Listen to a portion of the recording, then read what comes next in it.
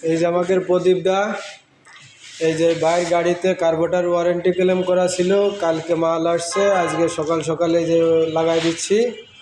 আমাদের প্রদীপ দা খুব যত্ন সহকারে কার্বোরেটরটা ফিটিং করে দিচ্ছে।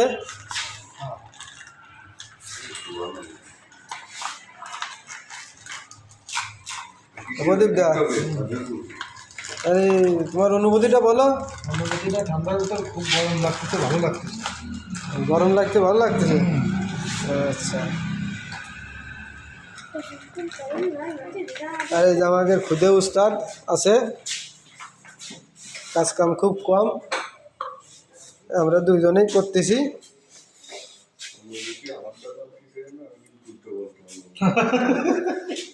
দাদার অনুভূতি